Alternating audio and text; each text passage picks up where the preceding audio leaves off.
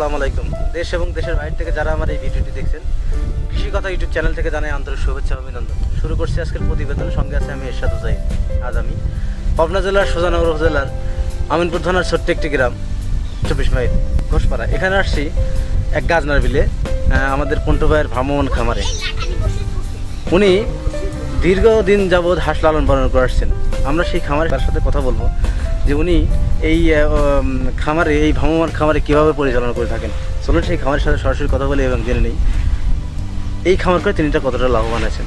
প্রিয় দর্শক, আমার সামনে যিনি দাঁড়িয়ে আছেন ইনি হচ্ছে খামারের মালিক আমাদের পন্টু ভাই। অনেক পুরাতন লোক, ওনার সাথে আমার পরিচিত একজন খামারি। আমি সেই খামারের কাছে জিজ্ঞাসা করবো বা জানতে চাইবো উনি এখানে কতগুলো হাঁস আছে এবং কী জাতের হাঁস আছে। চলুন সেই খামারি পন্টু ভাইয়ের সাথে সরাসরি কথা বলি এবং জেনে নেই এই খামার সম্পর্কে বিভিন্ন তথ্য।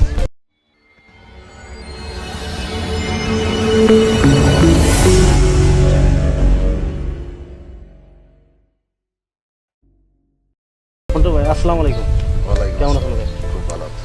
তো আপনি এই খামারটা করছেন, এখানে কতগুলো হাঁস আছে এই খামারে? 750টি। 750টা হাঁস আছে। এই খামারের হাঁসগুলো আসলে বড় হাঁস দিয়ে শুরু করছেন না ছোট হাঁস দিয়ে শুরু করছেন? আমি 5 মাস 5.5 মাস বয়সের থেকে কিনে আনছি। কোথা থেকে কিনছেন হাঁসগুলো? এটা টারাস নিম গাছিতে। কত করে সহ কিনছিলেন হাঁসগুলো? এটা আমার কিনে আছে 38, গাড়ি ভাড়াটা দিয়ে 40 পড়েছে। 40,000 সহ। আপনার এই 700 750 হাঁস কিন্তু কত টাকা খরচ?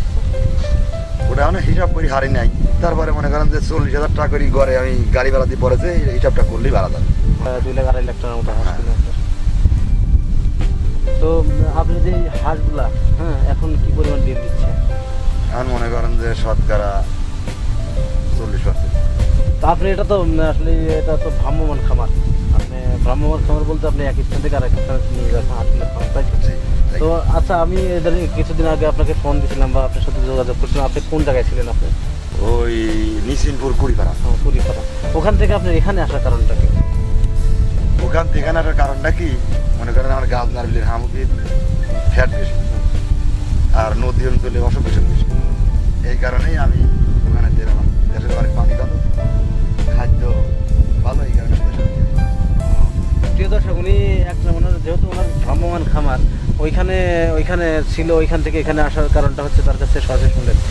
তো আপনার ওইখানে কি খাবার টাবার ছিল? হ্যাঁ, অনেক শামুক আছে। তারপর চলে আসছে। আমি তো শুনছিলাম যারা ভ্রাম্যমাণ খামার করে তারা খাবার শেষ হওয়ার পর আগে চলে যায়। হ্যাঁ, এটা ঠিক। আপনি কেন ওইখানে খাবার থাকতে এখানে আসছেন?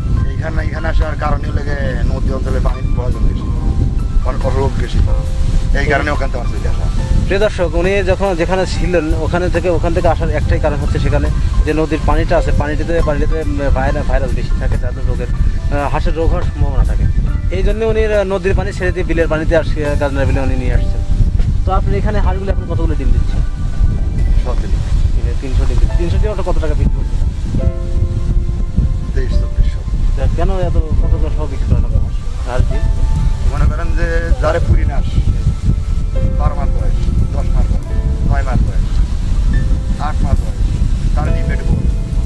আর আমার হাঁসের বয়স কম, আমার ডিম একটু ছোট। ডিম থেকে আপনি কত করে সব? 800 টাকা। 800 টাকার সব যদি ডিম বিক্রি করেন, আপনি 700 হাঁসে প্রতিদিন কত টাকা ধান লাগতেছে? বলতে মনে করেন যে আমার 2000 টাকা 1900 টাকা দাম লাগে। 1900 বা 2000 টাকা ধান লাগলে আপনি 400 টাকা পাচ্ছেন। তাহলে কিভাবে কি করেন?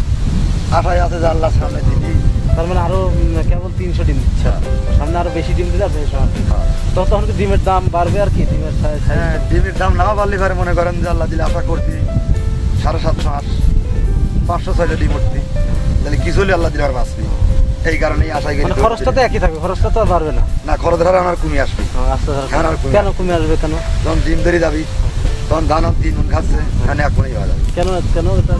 তখন শামুক পাতি হওয়া যাবে, শামুক খাবি, দেখবি কিছু দাম দিলে পারে শামুক খাইতে পারবে। প্রিয় দর্শক, এখন আমাদের যে পন্টু ভাইয়ের যে খামারটা, উনি ভ্রাম্যমাণ খামার, উনার খামারে হাঁসগুলো যেভাবে রাখেন উনি বিলের মধ্যে, যে বিলের মধ্যে যে খাবারগুলো আছে, শামুক বা বিভিন্ন পোকামাকড় আছে, এগুলি হাঁসগুলো খেয়ে থাকে। এই হাঁসগুলো যখন হাঁস খায় তখন বাড়তি খাবার এক্সট্রা প্রয়োজন নেই বললেই চলে, অনেক কম প্রয়োজন হয়। এক্ষেত্রে আমাদের পন্টু ভাই অনেকটা লাভবান হতে পারে। আচ্ছা পন্টু ভাই, আপনি এই পেশার আগে আপনি কি করতেন? আগে মাছ রাইড খাইতাম, মশি গাড়ি ভাড়া খাইতাম। আচ্ছা, আপনি এইগুলো করার উদ্যোগটা কিভাবে আপনি এইভাবে এটা হাঁসের খামারটা করলে দিলেন? লাভবান হতে পারবে। আপনি এটা বুঝলেন কিভাবে যে এটা লাভবান হতে পারবে? এটাই বুঝেছিলাম না যে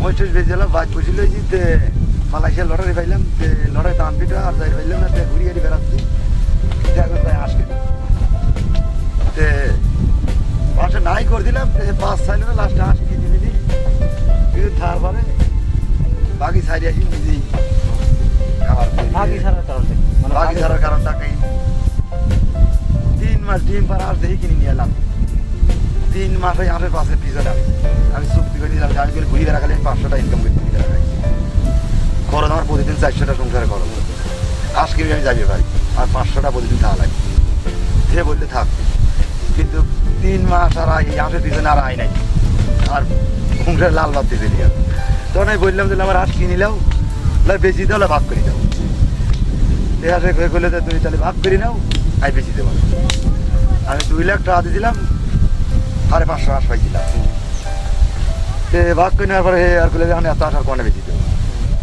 যে আমার ছোটো ভাই করলাম তাহলে হাঁস কটা আমার যে কোনো 1 মিলি না লাগবে সাঁতিয়া ওই দুলুরি 1 মিলি নেওয়া দিয়েছিল হ্যান তেন আল্লাহ দিলে মোটামুটি 9 দিন 10 দিনের ভিতরে আমার ডিম 550 হাঁসের 400 এসে আর যেদিন ভাগ করে নিলাম এই দিন আমি মারতে পাইছিলাম 37 কেন বাড়ার কারণটা কি? আল্লাহ পাক সেই জানে আর হাঁস জানে আমি নিজেই করি নাই তাই তাহলে আপনিও জানেন না? না সবই কপাল। সবই কবা তো আপনি এই খামার করে কতটা লাভবান হয়েছেন? এই খামার করে আপনি কি কি করছেন? না আমি জমি জাটিও করিনি খাওয়া ভরি যাচ্ছি জ্বরে এখন ঘর বাড়ি গেছিল এখন 3-4 লাখ টাকা খরচ করে এখন ঘর দিছি আর খাওয়া ভরি যাচ্ছি আল্লাহ আমার যেভাবে চলাচ্ছে আমি খুবই শুই অনেক লাভবান হচ্ছে। মনে হচ্ছে আপনার কাছে মনে হচ্ছে লাভ। আমি মনের কাছে আপনি কি মনে করেন যারা আমার ভিডিওগুলো দেখে বা প্রতিনিয়ত ভিডিওগুলো দেখে তারা যদি খামার করে বা নতুন খামারি তারা কি লাভবান হতে পারবে? হ্যাঁ ঠিক মতো যদি ট্যাগেল দিতে পারে আল্লাহ দিলে এরকম পরিবারের জায়গা থাকলে ওই বিদেশ গোনার টাইম নেই। প্রিয় দর্শক, আমাদের পন্টু ভাই উনি মালয়েশিয়ার যাওয়ার লটারি পেয়েছিলেন। সেই লটারিতে বিভিন্ন একটা সমস্যা হওয়ার কারণে আমাদের এই পন্টু ভাই উনি বিদেশ না গিয়ে হাঁসের খামার করছেন। আর হাঁসের খামার করে আমাদের পন্টু ভাই যে ভ্রাম্যমান হাঁসের খামারটা করছে, খামারটি করে আর স্বাবলম্বী বলতে উনি অনেক ভালো উন্নত বা অনেক ভালো আছেন। এই ক্ষেত্রে আমার নতুন ভিউয়ার যারা নতুন ভিডিও যারা দেখেন, যারা নতুন খামারি তারা তাদের উদ্দেশ্যে আমাদের পন্টু ভাই যেভাবে বললেন যারা খামার করবেন, যদি খামার কেউ করে থাকেন তাহলে অবশ্যই সে স্বাবলম্বী হতে পারবেন। আজকের ভিডিও এই পর্যন্তই, পরবর্তী ভিডিও দেখা হবে। ততক্ষণে ভালো থাকেন, সুস্থ থাকেন, আল্লাহ হাফেজ।